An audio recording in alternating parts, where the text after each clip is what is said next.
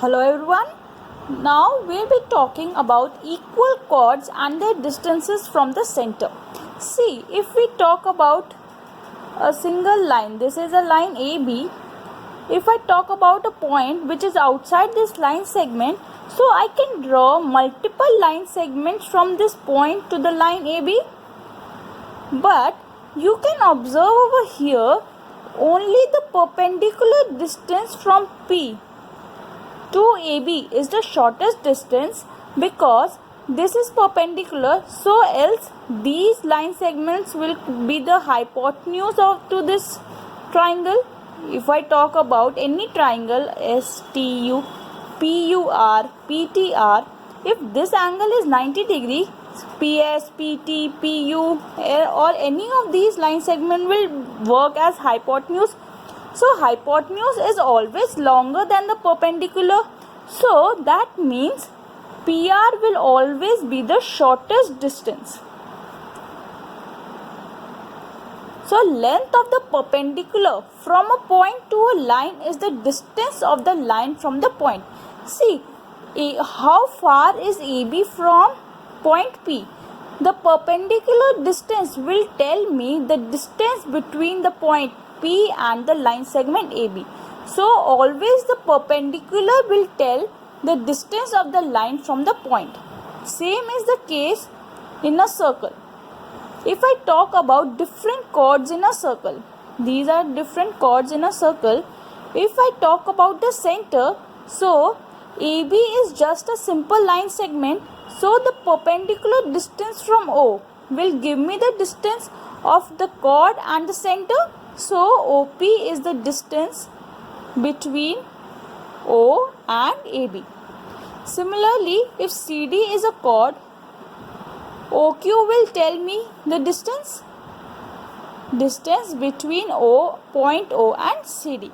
So here in the circle you can observe if this is the center, if a chord is nearer to the center, the distance will be less. Or if the chord is far away from the center, the perpendicular distance will be more. Yeah, this is very easy. OS will always be less than OR. Now we know diameter is the longest chord that will pass through the center. So in case of diameter, the perpendicular distance will be 0. So here we have learnt that the chord which is longer in length will have perpendicular distance short, and the chord which is shorter in length will have a greater perpendicular distance, because the shorter will be away from the center, and away from the center means perpendicular distance will be more. So theorem 10.6 states that equal chords of a circle are equidistant from the center. See, here I can explain you. We were talking about the perpendicular distance and the length of the chord. If the length of the chord is same, that means the perpendicular distance from the center will be same. This is very easy.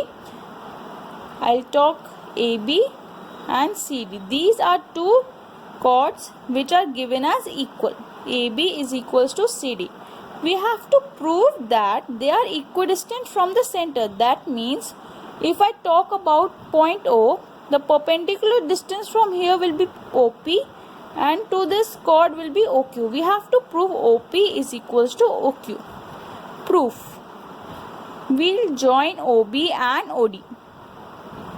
So if I join OB and OD, we can talk about the two triangles OPB and OQD.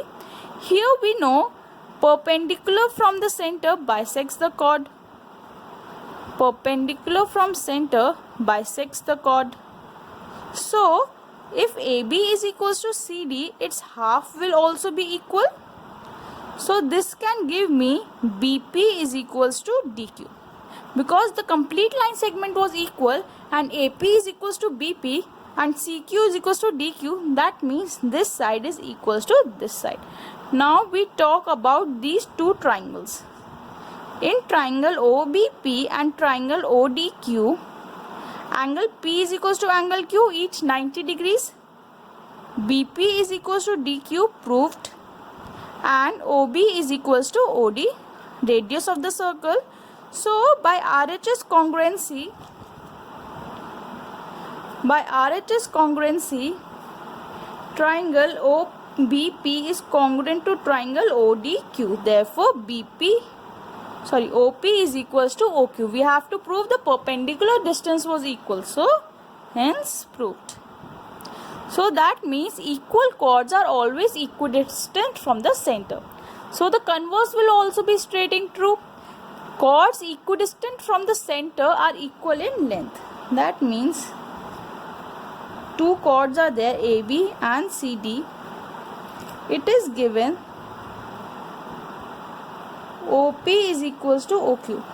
Given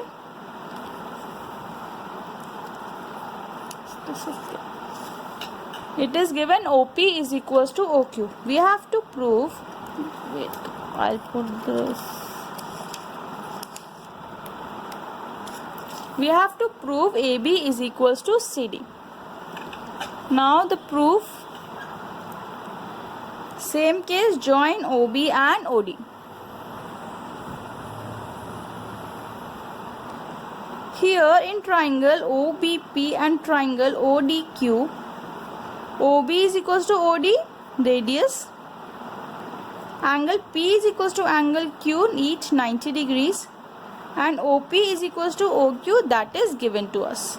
So by RHS congruency, triangle OBP is congruent to triangle ODQ.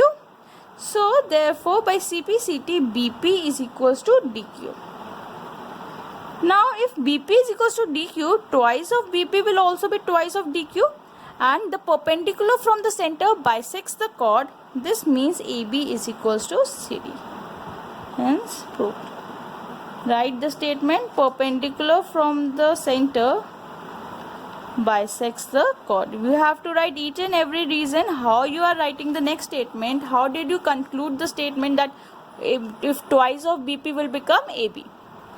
Example 2. If two intersecting chords of a circle make equal angles with the diameter passing through their point of intersection, prove that the chords are equal.